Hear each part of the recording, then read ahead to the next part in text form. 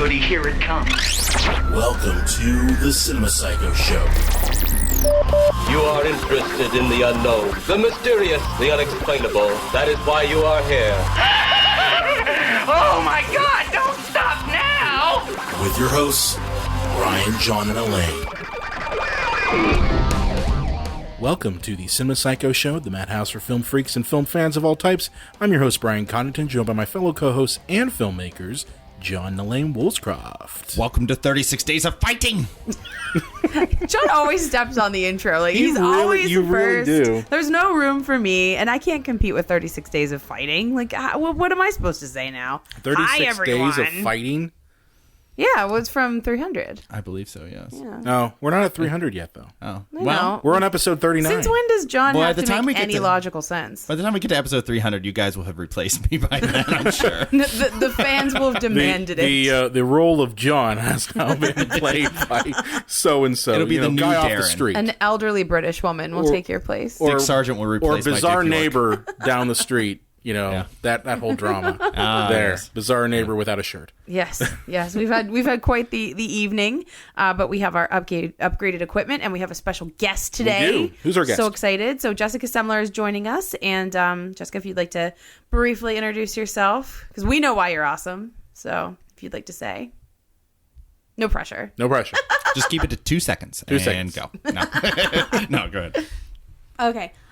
So I'm Jessica. I'm a feminist organizer in Pittsburgh, Pennsylvania, and I am a pretty big movie nerd. Also, Joss Whedon aficionado, I'd say, and Aficionado. Worship at the altar of Whedon. Connoisseur, if you will. Respect. Yes. Respect. Okay. Star Wars nerd. Yay! Someone will get my Buffy jokes if I make one. I'll get all of them. Yes. 5x5. Done. Yes. What's the name of your 5x5 blog? indeed. JessicaRabbid.com. Okay. Because here's the thing. I was looking you up to go ahead and I was posting some social media stuff to kind of pump up the show. And your Twitter is almost the same as a roller derby person in some other state. You know, I did roller derby briefly before I realized. No shit. Yeah. But I got my ass kicked like a lot for like 2 months, and I was like, I'm gonna break my neck. It's gonna happen soon. So I stopped, but I already have my Jessica Rabbid handle for my website. I'm like, that's a badass roller derby. That thing. is. So, Yeah, that's a really good one. Good for whoever is using it, and good for them. They because also I'm had not. purple hair too. No. Yes, they did. That's amazing. Oh wow. You've got a doppelganger somewhere. I need to find them. And At kill least when them it comes to absorb hair their and- power. Well, I always wanted to do roller derby, but I don't skate. I can't skate to save my life. And I thought of an amazing Don't you just have to like derby. beat the shit out of people? Like, do you No, you really have have to to have skate, though, skating Brian. Yes, you abilities? have to- Skate around in a circle. It's hard to hit people if you fall on Avoid your people. face. Don't you have a goon? No, that's not how Like it in works. hockey, there's a goon. Where's the goon at? I mean, but you still have to skate, even if you play hockey. Like, I can't skate at all. But Have you ever seen the movie Goon? You don't need to know how to skate. more importantly, though, my derby name would be Princess Saleya. Oh my god. Thank you. That's fantastic. Yes. Awesome. I'm like a little sad that I never did derby because I have such a good name. The for only, it. until recently, with a few of our friends, the only connection I had to roller derby was on Clarissa Explains It All. Her friend Sam's mom Oh, was dude, a that's professional roller amazing. derby Yes, athlete. So that's amazing. that's the only thing I ever knew from roller derby. That's right. That's amazing. right. But there is a cool roller derby community in Pittsburgh, which is kind of neat. As like a side note. Well, speaking of Pittsburgh, what is our news story for today? So our news story, You're all transitions. we're today. bringing it. We're bringing it close to home. We're bringing it, to Pennsylvania and to Pittsburgh. And I just wanted to kind of discuss a couple of things that are very fascinating. I think we're anticipating the Oscar nominations next week, and I don't think it's any surprise that we will definitely see some nominations from the movie Fences.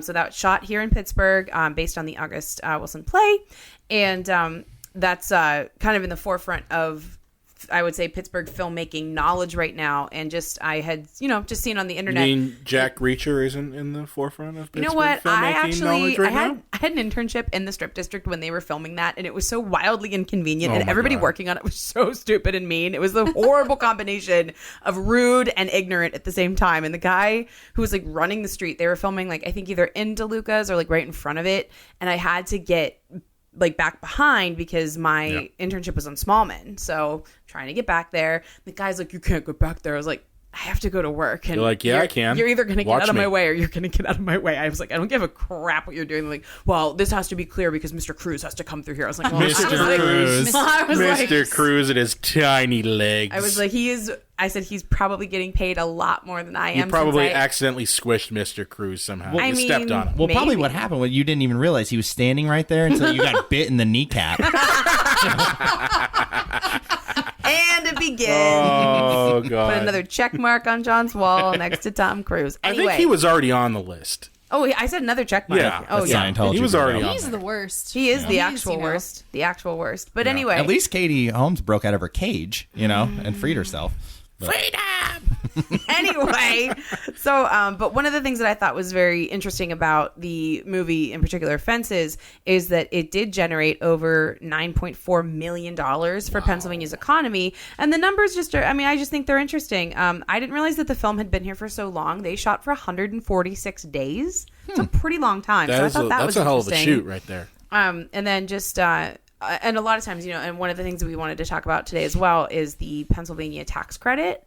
And sometimes it's a little bit problematic. There are some issues of it bringing actual good to Pennsylvania. But in this case, having the film here, it brought in $5.6 million to hire over 900 Pennsylvanians for the production. And that's not always the case. A lot of times Hollywood productions come in and they bring in their own people and then they leave. And the jobs really aren't here. They still do bring in their own people. Yeah, but at least some people all are above here. the line people are always LA people. And I don't know if this was because it was an August Wilson play before, because obviously we have an August Wilson museum. He originated here, and I don't know if that made a big difference. They had to kind of play face and say, hey, it's a Pittsburgh based movie. We really can't go ahead and staff it with a bunch of LA people. Well, again, I know Jess and I have talked about this privately. I don't care why they did it, as long as they did it. No, that's true.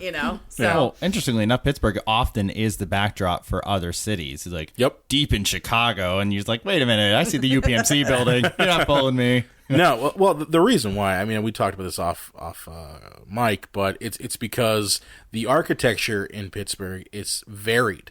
You have different eras of architecture all represented in one city. Like, quite literally, if you're a location scout and you have X amount of dollars and the Pennsylvania is going to give you a shit ton of money to come film in their area, it's really a no-brainer why you'd come to Pittsburgh.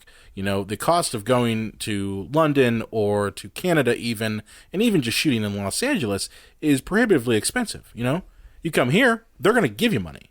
And you're going to have basically the real architecture that you want to represent already there.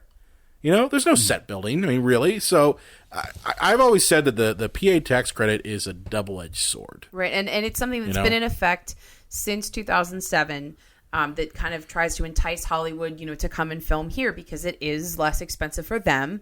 And again, it can have a huge economic impact on the region as we've seen with this film. So it's a great sort of theory, but I think just working on it in practice is something that just needs to continue to be done. It needs to be retooled. Like, I have a lot of friends who are professionals in IATSE and a lot of the film workers unions around here, and a lot of times their whole livelihood is based on whether Hollywood comes here. Oh, absolutely. I have friends who are DIT, digital and basically IT guys for the films, and I also have friends who are grips and electricians. Those guys, they'll make, and the way the union is set up, they're going to make their full year salary based on maybe 3 or 4 productions that roll through in the summer.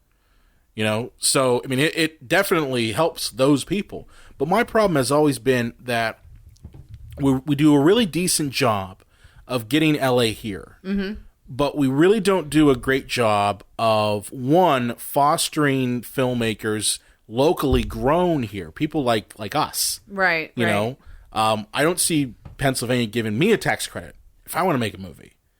No, there's it's where's definitely a different where level. are the grant programs? Where are a lot of those state-funded things. And if there was ever any clearer indication, I mean, there is now a nonstop LA to Pittsburgh flight. And Right. that used to not be the case. I mean, that's a brand new thing in That the is. last couple of years. So, I mean, yeah, that's showing that they are catering to Los Angeles. Absolutely. But I think what you have to do, and as I said, it's a double-edged sword. You get rid of the tax credit because you're pissed off that a bunch of West Coast people are coming. That's going to hurt a lot of Pennsylvanians because, as a lot of the literature about the tax credit goes, it says it helps a lot of the hospitality-based industries. Absolutely. It helps hotels. It helps restaurants. It helps catering. I mean, all that stuff. It also helps, the trucking companies. You actually have trucking companies now built solely around film production, along with the rental houses that are out there, like Viewpoint and I forget a couple other ones. But, right. These industries wouldn't exist if you didn't have LA coming here. Right. So I understand the need for that. But I think what they need to do is invest in locally grown productions. Like actually say, hey, you want to make a $10,000 movie? Fine, we'll go ahead and cut you a check for maybe, 75% of that. Right. And too, I mean, like you said, certain industries grow, say like the hospitality and other ends of the business. Yeah. But then you think about something that is so inherent to a film production and then the support just isn't there. I mean, 31st Studios had to file for Chapter 11. Yeah. And they were our biggest soundstage to that point. I think they were mismanaged though. Well, that was that's kind of been the thing is a lot of these sound stages, they like I think there was one that was going to be built off at McKees Rocks. Oh, I read about that. And, it was so mismanaged and so just kind of cobbled together that it never really got off the ground. Right. And 31st, I kind of imagine is in the same kind of boat. Possibly. Now, especially if you're in, dealing with bankruptcy. I can't speak to that, but, you just see all this money flowing into the region, but then you have a facility that really could be, primarily used for things here, right. And for them to have spent most of 2016, in bankruptcy, that just doesn't seem quite congruent to me. No. And I mean, I think that you just have to be able to, if you're, and I said this off air, what if they made it where like, okay, for every dollar spent that through the tax credit, Hollywood has to go ahead and invest $1 to the local film community. They have to go ahead and put money towards, the building of, say, I don't know, a soundstage or a video editing studio or a motion graphics studio, something that can not necessarily help them, while they're here. Absolutely. Fence is here for 145 days. You're going to tell me they didn't want to have, say, someone process their dailies? They didn't want to go ahead and have some sound done here? That would help their costs. Absolutely. But you don't do that. And if you're not going to do that, it's not going to help Pennsylvania when those productions leave. Well, it just keeps LA and Pittsburgh still really separate because there's no investment in the region as a long-term relationship. Well, certain movies, I think, too, that like a lot of the dailies, not just for the director, but for the studio, they, a lot of like Dark Knight Rises, that, they probably ship the dailies back to the studio, make sure Christopher Nolan's making the movie the way they want it to be made. Right. But I'm just saying, I believe they were probably using 31st Street Studios when they did that. Mm-hmm. So that was a locally made studio here. That wasn't run by Los Angeles, it was run by Pittsburgh people. And we need more than that because they're going to come, they're going to be here for 3 months, and they're going to leave. But during the fall, during the winter, there's nothing going on. You're going to tell me that no one wants to make commercials, that no one wants to make, just not commercials, but infomercials, all that stuff. I mean, our friend Tim, he works at 321 Blink, and he's doing commercial work for Giant Eagle. Mm-hmm. Okay, that's one agency. You tell me there can't be multiples that are not only helping the film industry, but also helping the local industry? Like that's kind of my thing regarding the tax credit, is it helps a lot of people, but it is not really helping the indie filmmaker who is just trying to break into business. Because honestly, if you're not part of the union, you're not going to get on those Hollywood shoots. You're just going to be a PA and that's it. They see Pittsburgh filmmakers as like, if you can make any kind of successful indie film here, then you go to the big time. That patronizing, like go to New York, go to LA. Then why are we calling ourselves the Hollywood of the East then? Well, that's a big flashy headline. Oh yeah, But I'm just saying it doesn't really live up to it if we're basically just the backdrop of the East. Right. Well, it's a big problem when they're just passing through. And speaking of passengers, I wondered. I saw that coming. I wondered. That actually, believe it or not, was a really good transition. I was going to say, speaking of Hollywood being extremely disappointing, but that's just me. So so guys, what do we have today? Okay. We have quite the show for you today. yes. So Passengers, a movie you probably didn't see, and you're probably thinking, didn't that come out quite a few weeks ago? Christmas. Didn't have like a lot of hype, but then kind of dropped off. You did a wah-wah. It was one of those situations. We were at home at Elaine's mom's for the holidays. We wanted to go see a movie. We all couldn't agree on something. Even though Passengers got bad reviews, like, let's go check that out. Why not? You checked Tomato Meter before you left? Oh, I already knew 31. they were 31, rotten. yep. Yeah. 31%. It's And held steady there. And I heard that, it was different than the trailer. I had no idea going into this what this was all about. And the whole time I'm sitting there like, wait, no, wait, what? Uh-oh. No, this isn't where this they're is not going. gonna Well, do he's that. going to, no, oh. And yeah, this is an extremely, horribly offensive, dangerous movie. And right after seeing it, I told Elaine that we need to do this on the podcast and we need to bring Jessica onto the show. We got to talk about it. So Yeah. So basically, as a quick primer, just so you guys know where the movie kind of stands and where it will be in like the history of its numbers. So the budget for Passengers was $110 million. It made $90.8 million domestically. But foreign gross, it made $147 million. What was its budget? $110 million. So it already made back. So I mean, it did make it, but I mean, I wouldn't say it was like a runaway success or anything. That probably doesn't include marketing costs, though. Yeah, marketing was probably another 60, 65, 70 million. Possibly. So so we know, like, kind of like a very like standard movie from a money standpoint, and then two, I guess I'll just kind of talk us through the plot really quick because I don't think we really need to talk about the plot much after this. So, well, the plot's very necessary to the whole point of this it's extremely necessary, not only for that, but it is misleading from the trailers. Like usually the basic my basic complaint with a trailer these days is to get people to see the movie. They kind of show you the entire movie, in the trailer, and by the time you get to the movie, it's not fun anymore. The trailer is very misleading, and I'm sure it's very purposely misleading because of the issues that come up in the film.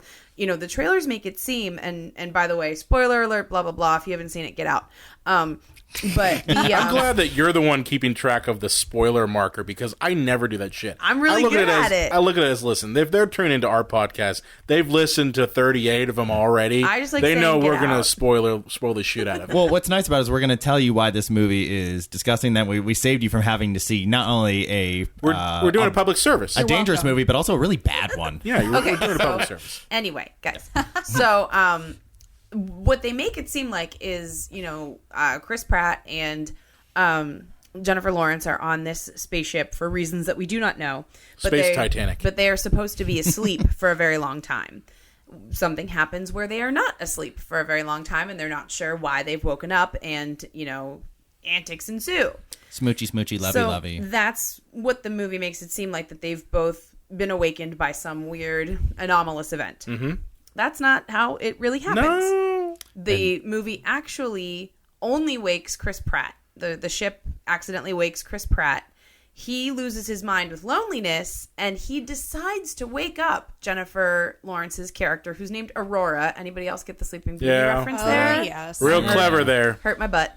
So he decides to wake her up and doesn't tell her that he has woken her up. He just decides to pretend like hers has also just opened and awakened her. Quick note: the ship takes 120 years to get to like New Earth. Right. It was That's true. called basically. Yeah, and it's basically a test. They want to see if people, Homeland or some shit. yeah, like that. if they Homestead. That's what it was. Homestead 2. Yeah, Homestead 2. Yeah. And so the idea is that now that they're awake, I think they're about what 90 They're 90 years years. away. So they're gonna die before Yeah. everybody else wakes up, and they can't go back to sleep. So, Yeah. essentially, He's killing her. yeah, he wakes her up, lies to her, tells her, "Oh, your pod malfunctioned like mine." So lies to her, and then creates a relationship out of a complete and total falsehood. And obviously, they eventually have the carnal relations. through the film. Space banging. Yeah, space banging. I don't know what was more perfect, John being like overly PC or Brian saying space banging. But I mean, that's what it was. Yeah, the relationship is built on the fabrication of a complete and total lie. So I said to Elaine after the movie, didn't Chris Pratt rape her? Rape and murder. Yeah, he murdered. He definitely murdered her. Definitely killed. But he also, in a way, rapes her because he's built an entire relationship off of a lie. How many relationships are built off of lies? Purposefully knowing that she would never consent to that if she knew from the get-go. Right. Hey, I woke you up on purpose because I'm alone. And here's my thing, too. It's a year. Okay, I've seen Castaway. Castaway... The documentary Castaway? Yes, the document, highly made documentary Castaway, award-winning. But you're telling me that Chris Pratt couldn't find some, holographic sex doll? The bartender. Yeah, well, he couldn't find some holographic sex doll and just talk with that? Or just a warm hole. I don't know. I get the idea that only so long can you beat the meat, pound the pork, exercise the bishop, give a tender handshake. He probably banged his food square, right? Hold on, I'm not done yet. He's not even close to done. Punch the priest, that was probably what happened, right? Flog the dolphin, give a sensual... You have listened to podcasts, correct? You know how this goes. Okay. Give a sensual handshake to rustle the love muscle. There's only so long you can go. Thank you. That's a dangerous game playing this, the insult back and forth. Oh, man. But not only is that an issue, but the problem is that he doesn't wake up somebody, who can help him understand the ship. Mm-hmm. He doesn't wake up somebody that, understands the pods. He just goes fuck toy shopping. Space banging He goes, shopping. I'm going to look for a really hot chick. And then and of course they have the scene where he's like, why did you suddenly looking at dip into McConaughey? really hot chick. I'm going to look for some real hot space poon. He was looking for some hot space poon. All right. Well, and to He only played his mom. Well, no, but my point being that, and they had that scene where he's looking at her videos and it's supposed to be, he's falling in love with her as a person. Yeah, sure. And so, he wakes up basically, a hole. That's, and then lies to her about it. And then the most dangerous part of the movie is when she's like, I forgive you and love you. And so basically it's just... If that isn't a premiere for basically an abusive relationship, I don't know what is. Yeah. Well, that's the problem that I have with it, is that, I feel like as a woman, you have to kind of look at the constructs of romance in films all the time, and they're frequently ruined for you because society is constantly telling us one thing that's not correct. Mm-hmm. Recently there was an article that had talked about, movies of the 80s and what romance looked like then. And if you really look at The Empire Strikes Back, Han and Leia's scene on the Millennium Falcon is not really consensual. And it never occurred to me until recently because we're programmed a certain way. And I think that guising all of this in the movie of Passengers as love, I think that is the most dangerous aspect of all. Yeah. Absolutely. And I think part of it is that it's not even that for her, it makes sense why Aurora made the choices that she did, because she is also going to be doomed of a life by herself, completely alone. And it's almost like Stockholm syndrome, where, of course, no, I love you, I don't want to be alone. But she doesn't really have a choice. She's been forced into that. Her choice has been completely taken away. And I think it's really frustrating because the movie, it makes it okay because everything, quote unquote, works out. Oh, well, if he hadn't woken her up, the ship would have completely ended up imploding. They saved the ship. But what if she woke up and she didn't like him? Or what if she woke up and she's like, dude, I'm a lesbian? It works in the movie because they allowed everything to happen where it worked out, where they were able to fall in love, but it's all predicated on everything working out. But there is so many. Or what if she was really out. into Lawrence Fishburne? I mean, that could have happened too. Right. Well, Geely taught me that that if you're Ben Affleck, a lesbian will have sex with you. Absolutely. That delightful movie. If you haven't seen Geely, do yourself a favor and check out that little gem. Well, too, the main problem I think with Passengers as well, and I'm just blocking the Geely speak out because I was adjacent when you were watching it and it was awful. But I think the other problem is that Chris Pratt's character, his name is Jim. I think the problem with his character is that his actions also have no consequences, because what happens is they have a great time together when he first wakes her up, and then like Jess said, the ship gets in some serious shit. and they end up saving not only themselves but everybody on the ship because they address this mechanical problem. Jim's a engineer, mechanic kind of person, and has a little bit of talent with that, and he and Aurora working together are able to save the ship itself. And so, like Jess said, it all worked out because if they hadn't happened, everybody would have died. But Jim personally has no consequences, and at the end of the movie, he finds a way for her to go back to sleep and for her to wake up and to keep going as she was meant to go on. And at the very end of the movie, you find that Aurora chooses to stay awake and chooses to stay awake with him because there's like peril and it seems like he might die, and then he doesn't end up dying, but she doesn't end up taking the offer to go back into hibernation because that was the big problem that Chris Pratt's character is faced with in the beginning of the movie. He can't figure out how to go back to sleep. Yeah. And for her to choose not, the movie's telling us that she chose love, and that's what we're supposed to think. But what the movie's really telling us is that her consent didn't matter, her agency didn't matter, and Jim got away with it, which is the upsetting crux of the film. It's supposed to be a feel-good ending, but it's so dark when you look at it through the right lens. And you even have like that moment where Jim is talking to Lawrence Fishburne, and Lawrence Fishburne's like already looked at the pod and he knows what he did. He says, "Yeah, what you did was wrong. Yeah, I understand." basically. So it's like, okay, that makes it all right now? As a little clarification, about 2/3 through the movie, for no reason other than because they needed somebody to feed some exposition to finish the movie, Lawrence Morpheus needed a Fishburne's job. pod actually does malfunction just like Chris Pratt's. He wakes up and goes, "Oh, fuck, the ship's blowing up." No, you got it wrong. He says, "Oh, fuck, why is there a tree in the middle of my ship?" Yeah, was there a tree in the middle of my ship? But yeah. Because, trees can grow in space now. Yeah, well, Chris Pratt, he's a engineering inventor, botanist. carpenter. Yeah. He's crafty and has abs now. But yeah, so then the three of them Star-Lord. need to, start saving the ship because they had no way to really end this movie, so they needed kind of a big explosion-y. The fire trailers ending. demanded a big explosion, so they built one. Yeah. Absolutely.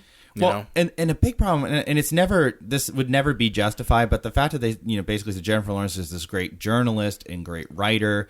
So basically, she had all these wonderful talents and skills that she could have offered the world, but instead she decided to just stay with this dude who, basically was like, "No, you have to be my fuck prize forever," instead of writing about this and telling the world and kind of winning the Nobel Prize, when she could have just gone back to sleep. I wish she had been like, "Yeah, great, see ya," and just went back to sleep. Well, too, I think there's so many constructs in here that are problematic because after Jim pulls her into the rom-com from hell against her will, it's this end game now where they live happily ever after because of a relationship like that. I mean, for so many people, that's not the be all end all, and that's not even what she was really as a character looking for in the film. She was a writer, like John said, and she had a very famous father, and it was very clear she was trying to live up to his legacy, possibly even eclipse his work, and that meant more to her than anything else. Stake her own claim,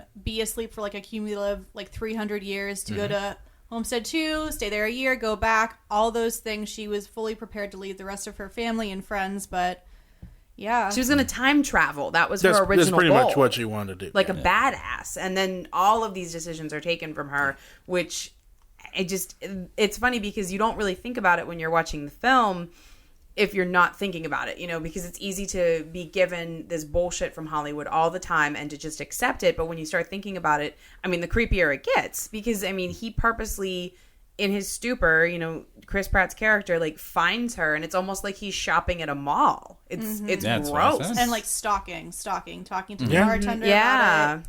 Yeah, the bartender's a robot too. He's played by, what's his face? Freeman? We always mess this up. Is it Masters of Sex Michael guy. Sheen. Michael Sheen. Michael Yes. Sheen. I always do that, yeah. Famous for some reason. Such classics as Underworld. Classics. Really? Oh, Frost Nixon, right? He was in Frost Nixon. Oh, yeah, he was in Frost Nixon. That's what I'm I'm being facetious when I say that. You know that, right? But, I know. I'm just kidding. Okay. But no, how often is that basically told to women? And Jess, to get your opinion on this, well, you have your dreams until now you're married, now you have some kids, so go raise them kids. now you can stop putting that silly dream you of can do your journalism. writings. You can do your writings, Yeah. in the You middle can of, maybe do feed your kids. like local paper. You could write for that, but you got kids to raise now. So much for your dreams, but I'm gonna go conquer the world because I'm the man. In that situation. Absolutely. Well, I think there's like a trope of a woman who's successful in her career and she's kind of like this shrew. And I don't think Jennifer Lawrence matches this, but I think it kind of fits along with that, where she's really successful in her career. It's great, but the one thing she doesn't have is love. And then she learns to put her career to the side and all these other things to say that if a woman is good at her career, if she's focused on herself, that that's somehow actually a flaw that needs to be fixed by just... She needs Find some a dick to partner. fix her. Yeah. Well, yeah, there was a point in the film where she's watching, some videos that her friends made for her before she went. And they're like, "We hope you find what you're looking for. You seem so sad and distant." Oh, my God. Well, the power of boner set her right. That's what she needed. She needed a wiener. Now she's okay. Can I just add something that really bothered me the whole time Yes. with Yeah. with them having sex? Like, are there condoms in space? Does she have like an IUD or something? I was gonna say, and like, A 90-year-long IUD. Jim Yes. had been banging his food block, for a year. You don't know where that thing's been. yeah, I couldn't stop thinking, like, is she going to get pregnant here? They clearly don't care about this. Has something happened? What's interesting is I was reading into the ending, which as much as people have issues with the whole premise of the movie, the ending is what really kills people. And it's just like it was one that she did decide to go, and stay with him. Right. But two, it was like, well, what the fuck happened? Because they kind of gave you a glimpse of like, oh, here's Andy Garcia. He shows up for 5 seconds, and you see there's a giant fucking tree all over the place, They and made their own world. and there's no mention of if they had kids, right. where those descendants are at. Or two, if her story of this very weird rapey encounter becomes her Nobel Prize, Right. winning You book, can't. You can't have Postmortem. kids because you're not only you're sentencing them to death and also to live alone after you die. Because the thing is, it's not like you can carry on the race without incest. Because those Mutant kids would have children. to have sex with each other, or the mom or the dad, in order to have yet another group of kids. So yeah, See, it's going to get that- messy. see, now, There's gonna be I would flippers. say- there's going to be flippers. I would say if they had that, I think that would be a positive thing. The end of the movie. You want flipper kids? you No, want I'm you just want saying. incest? I'm just saying that would be kind of a don't go ahead and murder someone, by opening up the pod because this shit's gonna happen. That's kind of what I was saying. Yeah, and it's just it's one of Weird those- mutant children come out with flippers and 3 eyes. and I think it's just a product of like a I hate to say an older time because that sounds so pretentious, but I mean, I read that this script had been in production since 2007. It was on the blacklist. And I think That's not that, exactly an older. That's only a decade ago. right, but I mean, I think that the conversation of agency is more prevalent than ever, and to have this film in this time is very strange because we're not the only ones with this opinion. I did a spin around the internet, and I mean, a couple places that you would expect, like Bustle had an article on it, but I also thought it was interesting, and Jess, I'd be curious your opinion on this. I saw another article outlining explicitly the problems with consent on the Teen Vogue website, and that made me so fucking That happy. makes me very happy. Yeah, I think it kind of, when I was watching this, I was thinking of a couple different films. Actually, 50 Shades of Grey popped into my head, which I wrote. I haven't actually- seen it. I just know by reputation. I wrote a whole article actually of comparing, why that's like a movie about, abuse. But all of these in Twilight, which 50 Shades of Grey was Twilight fan Right. fiction, da-da-da-da. But basically all of these behaviors that are creepy as fuck and not all right are okay because they're delivered to us in this package of what is supposed to be the super appealing male with money or whatever, or with appearance. And it's all of these things are kind of okay. But again, like if this was someone that was perceived as super creepy or unattractive, no one would think that his actions were okay. John says that all the time. Do you think that maybe then it's kind of our society has built up this image of the wealthy, attractive businessman, could possibly never be anything but charming. And yet the idea we have in our head is the image of the balding, fat, gross guy in a quote-unquote wife-beater shirt is, the abusive person. Well, I think that what's most upsetting of all is that the abuse is supposed to be seen as charming. It's supposed to be seen as romantic. Like even you were talking about 80s films and how what we used to think was romantic. Like a guy, like even, my beloved John Cusack standing outside of, Yeah, that's not. would like say anything. radio. Yeah, which is like that's so romantic. That's not creepy at all. Right, but like, you know, if someone is super persistent, it's like you just need to keep on going until she says yes. You just gotta, you know, eventually she's gonna like you. You gotta wear her down. Wear her down. And in reality, when people do that, it's creepy. Or, and I think it's interesting because it's kind of Teen Vogue. You saying that makes me really happy. Me too. Also, when we look at some of these films and the tropes that they play out, like these are things like if you go to like the Mayo Clinic website, these are abusive behaviors. So, you know, teaching someone if a guy acts really protective of you and is checking up on you, that's romantic. He really cares. It's like, actually, no, he's being possessive, and distinguishing what these this is actually not healthy. You shouldn't be flattered. This is concerning. But, you know, these films are kind of not actually explaining that. It's funny. I did not walk into this movie blind because I had seen a lot of those articles and I didn't think I was going to go see it.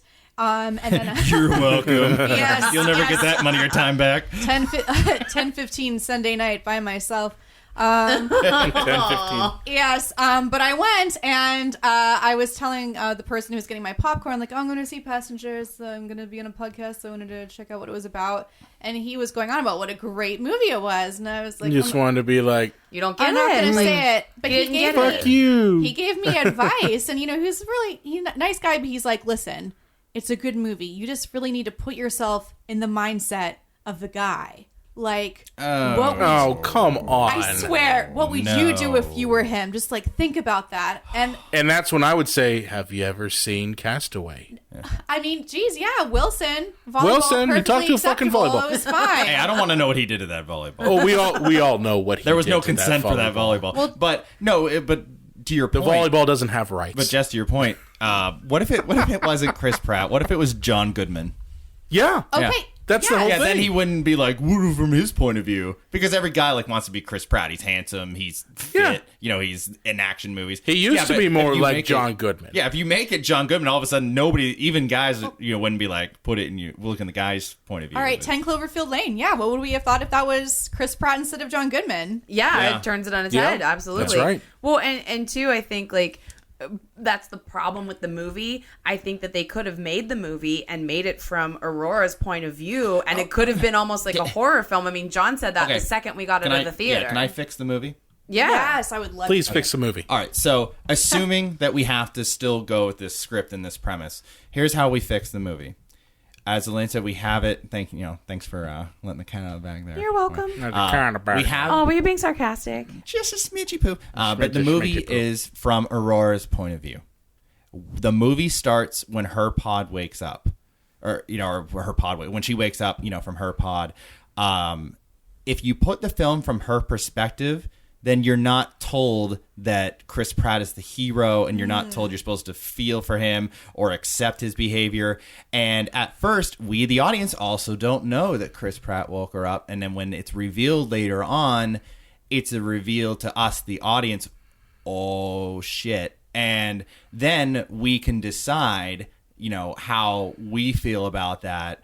And we're not, we haven't been force-fed that this guy's the hero and that, he was so sad and alone. And you can start to fill in the blanks from there. You can show flashbacks of him going a little bit crazy, talking to the bartenders like, I don't know if I can do this. And then you can say, the film can essentially show you everything he did. But if it's from her perspective, then she's the hero.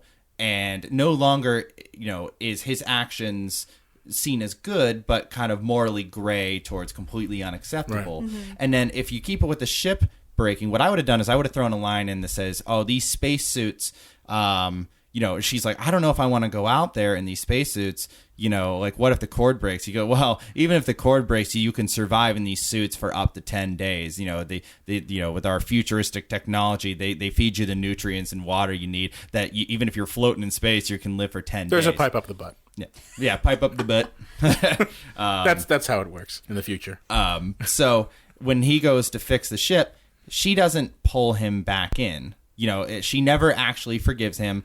And then he breaks off like he does, and the idea is that he's floating now in space for 10 days by himself in this suit. Exactly what he tried to avoid from the beginning. Yeah. He's going to be alone and isolated. So he essentially gets What's coming to him? What's coming to him, what he didn't get in the film. And then I thought, she could continue, going around the ship for just a couple of minutes. We need to wrap up the film. But then either the film ends with her going a little bit crazy and opening a pod herself, or the ship arrives and multiple pods have been opened. Like, it's a reoccurring cycle. That actually makes that looks like a better movie to me. Yeah. I was gonna say they could fix the movie by getting rid of the whole "I'm gonna crack open your pod" thing. Just make it where accident happens, 2 pods are open, and the whole movie is basically dealing with the loneliness of being the only 2 people in a ship that's supposed to take 90 fucking years to get to your location. So that's my perspective. Is and that's still the movie itself could still be interesting. I feel the second act would drag way too much because there's no actual conflict behind or besides the fact, that they can't go back to sleep. The reason why I bring it up is because I was looking at interviews that the director had done about the you read them too. Yeah. And he brought up, we're trying to show what would happen if you were in the situation deal, and your morality might be questionable. I don't deny that. I really don't. I can't say that I've been in a situation like that. But I'm just saying, would be hard. What if you took that concept? Okay, you're going to keep that concept, right? But you just make it where 2 people are woken up at the same time, and that's the movie, is dealing with that morality, and that loneliness and being stranded, and dealing with complex things like, do you kill yourself? That sort of thing. Right. Instead of this bullshit, you can keep the romance thing. I don't have a problem with romantic movies. I just don't want it to be like the main crux of the whole damn story, which this is what this was, But maybe make it more about that human drama of being in a situation, basically fighting to survive and try to get back in the pod. Like, that should be the main thing, is you want to get back in the pod and, get to Homestead or whatever. But I'm just saying, they didn't have to do this. They chose to do it. Well, I mean, too... and they should own this bullshit that they've done. That's the thing. And, I mean, you could keep the movie almost exactly the same. Almost exactly. But at the end of the movie, and this is how I would fix the movies... I like John's idea the best, but just for sake of argument, I'll fix it. I didn't think of that, but it does sound really good. I'll fix it a third way. So, at the very end, Chris Pratt says, what I did to you was not okay, and you should go back to sleep, and I'm going to help you go back to sleep, and you should do it, and if you... just not let her... sacrifice herself. That's a redeem. That's a redeeming turn right there. We're told the whole time, how much he loves her. Right. Wouldn't that be the ultimate, evidence of actual love? Letting her live. His goddamn selfish ass. Letting her live instead of dragging her down with him. That's the whole thing. He could have easily just said, I understand. You're going back in the fucking pod. And if she says no, just close her in the pod anyway. Because the idea of her having free will and choosing love and choosing him is just so nauseating because it almost seems like this horrible thing happened to her and there's nothing that's going to happen to him in response when it's his fault, no question. He did it on purpose. I'm kind of surprised that no test audience brought this to their attention. Right? I don't know how this even passed. I wonder if that. they did, and there was no easy fix, and that's why they didn't show it to you in the trailer. Yeah, they might not have had Star Wars. We got your money, so and the thing is, that matters. If you show it in the trailer, people might go, "Oh, I don't know if I want to go see that." That's what I don't like. They were so shady with the trailer. You know what they did? They lied. You know what they did? They pulled Tiptoes. They lied. Yes, they pulled a Tiptoes. This is exactly what Tiptoes was. Not like the movie at all. You're right. Well, it's kind of like lying to Jennifer Lawrence when she wakes up. If you know from the beginning, you're gonna be pissed. That's true. That's a very good point, Jess. And somehow, because we saw him struggle to make the decision, was supposed to make it better. He struggled for quite literally. He grew a 5 beard, minutes. you guys. Yeah. All right, it was hard. It was 5 minutes. He needed a haircut. It was tough. Yeah, right. And I keep going back to it. A year. That's it. And the bartender would be like, Tom Hanks was it multiple would be nice years. if you found some poon. You do seem awfully lonely. Perhaps you'd bathe, you How is there a single bartender on that entire goddamn ship? How is there was just the Space one? Titanic. Because they needed it for the screenplay. Yeah, I'm sure there's probably 20 bars with 20 different robot bartenders. Arthur. His name was Arthur. Over 5,000 passengers, Yeah, one bar. Oh man, the line. He probably Can I get a goddamn rum and coke? Well, there was that whole bit Tuesdays are my day with Arthur. There had to be one more than one Oh, damn come on. bar. I mean, even if you had to fix the drinks yourself, you could do that. Well, I don't know. He was a poor passenger, so all he had were those bricks of food. Well, I mean, he Wait, got that like was cereal it. and He shit. wasn't a gold star passenger. He wasn't a gold star. True. Yeah. See, income inequality, even in the future. Well, here's my question. Doesn't the Arthur have like some kind of exhaust port that he could have taken advantage of? Sean. He won't care. Hey, robots do not need to consent. You know, They didn't show that part. It was a whole year. It was a whole year. You would have tried anything. Drain whole pipe. year. Get you know? it? Oh. yeah, but myself. robots do not need to consent. Just ask a bunch of guys I knew in high school with vacuum cleners. Oh, God. You know, that Dyson never called. You know, Oh, a my hotline. Never That called. hurts me inside. He slapped the robot too, and the robot was fine. Arthur didn't mind. Yeah, No. he was into it maybe.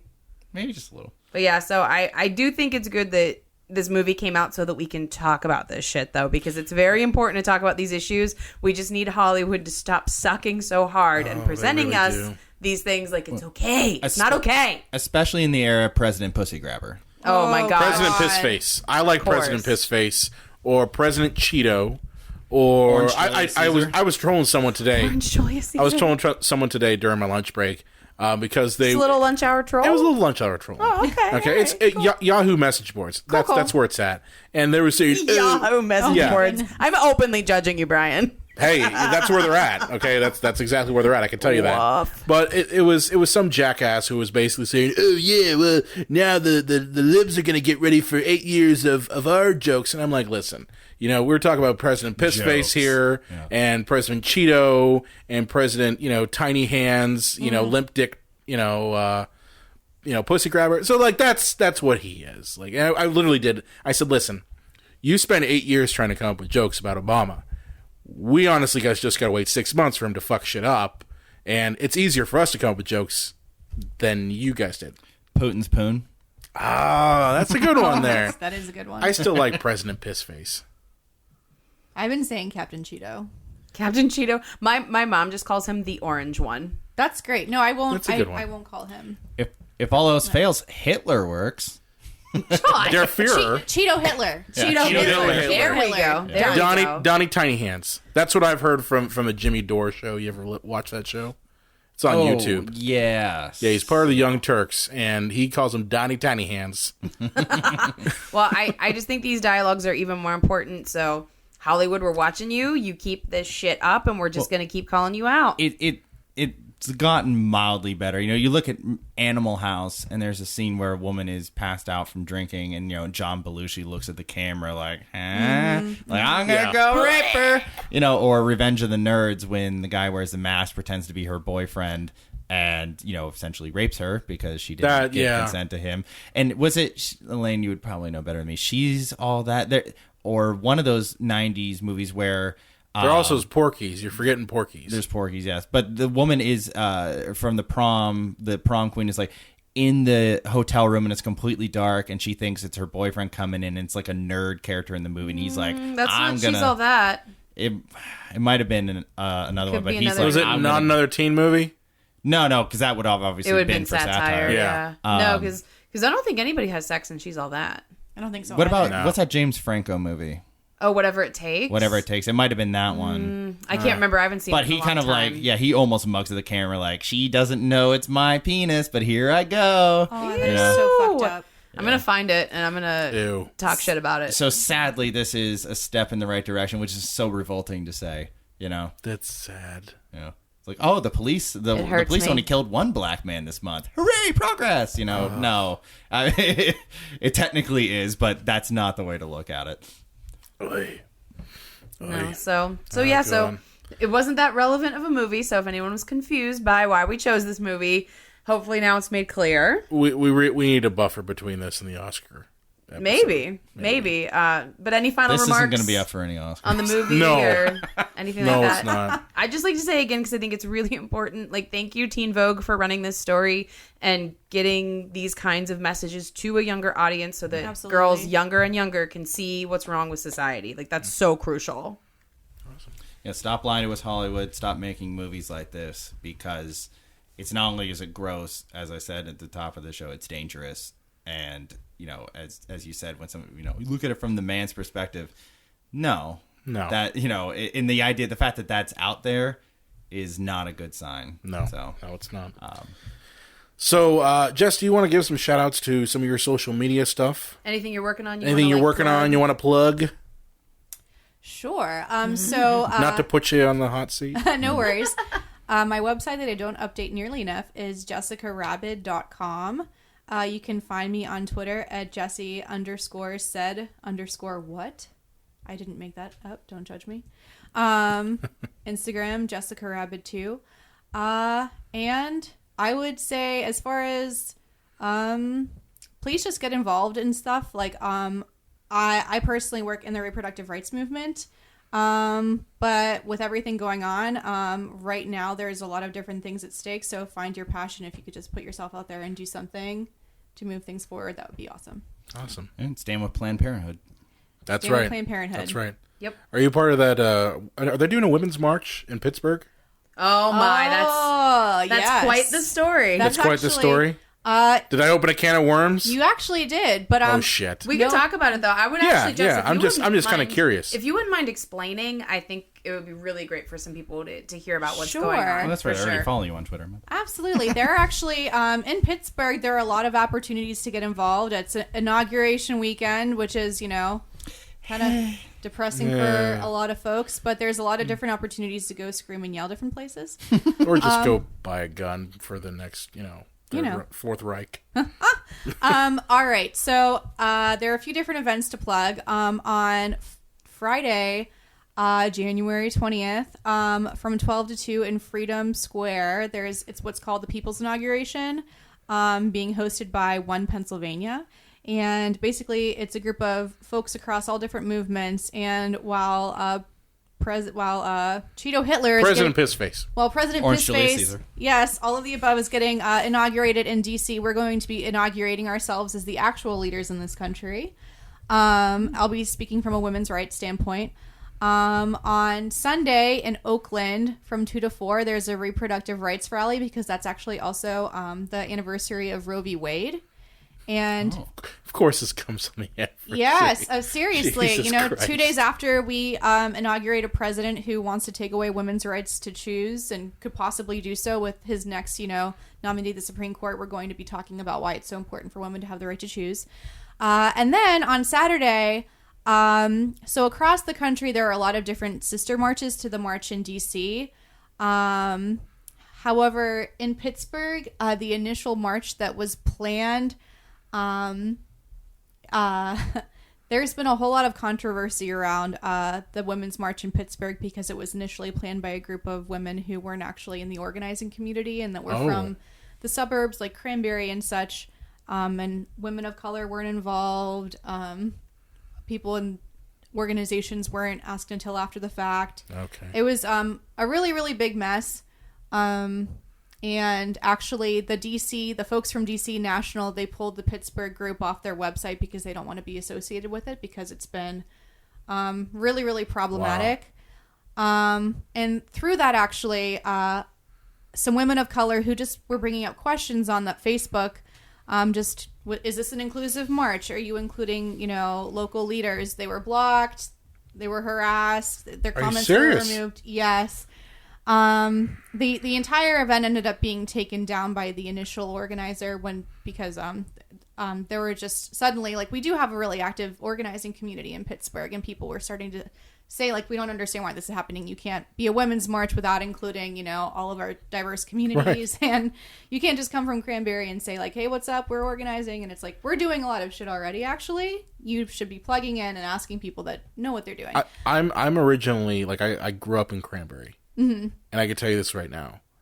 The people there, they're for the most part, they're somewhat nice. Sure. But they're not used to diversity.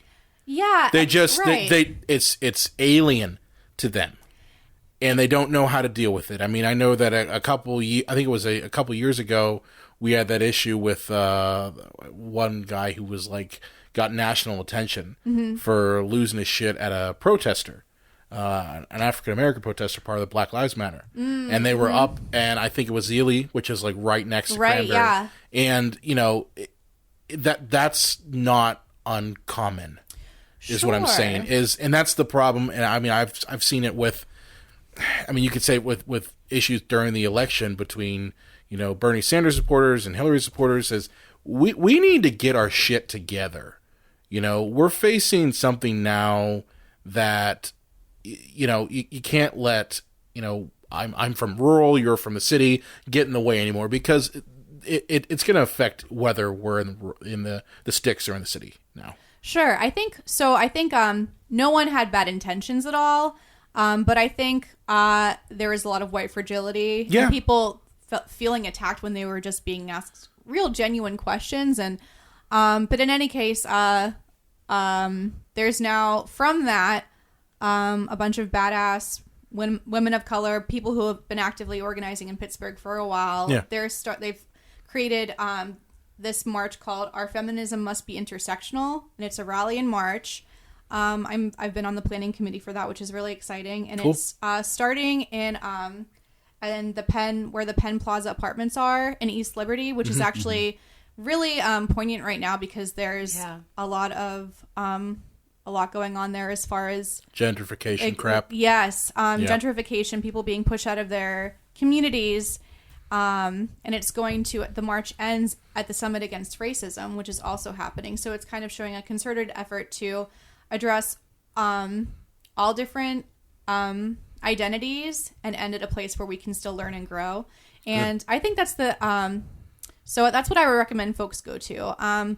There is still a women's Pittsburgh March happening, although it's not being sanctioned by the DC folks. And frankly, last night I actually saw that they're inviting pro-life caucuses there. Are you fucking kidding me? I'm 100% against that, and I think it's really Christ. And it was just really heartbreaking to see, women of color were asking questions and they were told they weren't welcome. Hey, we're intersectional, get in line or get the fuck out. Oh, you're pro-life, you're against, women's rights to choose. Come on, we got a big tent. There's no tent for them. No, there's not. And, I had to check out from that conversation because it's very upsetting. But, you can't say that you're for all women, that we have the same goals when you actively are working to take away rights that reinforce oppression. Right. And so, if you want to do... Is that the march that's the Women's March on Pittsburgh that's going to start at the City County building? Yes, I would... that's the one that's not following the ideals that really need to be followed, right? They're not even... the DC, the official folks from the National Women's March initially came in to try to sort everything out there, and then they decided they can't be connected with them. No. So... Well, remember, they want live babies so they can raise dead soldiers. Yeah. So, yeah, but there is some good, that's happening this weekend. I would say, all the rallies that Jess mentioned are definitely, worthy now. Once this episode airs, everything will be tomorrow except for the inauguration rally. Then that will be noon today because our episodes come out on Fridays. Yeah. So, but there's a lot that you can do if you're not planning to physically go. If you know someone that's going, give them a couple bucks for gas. Show your support. Maybe down like in that area, if you have friends in that area, see if you can maybe like order food for protesters or, people who are marching. There's a lot of ways that you can get involved, and we have a big wide internet, so you can Google, how do I help? And like Jess said, just, getting involved in stuff is so crucial right now. Are you guys concerned about any counter protesters? Like any Trump D-bags just showing up? I'm not so much. I can say for at least our intersectional rally, we've contacted the police. Pittsburgh police are amazing. They really work well with that. Good. With every rally stuff I've ever done.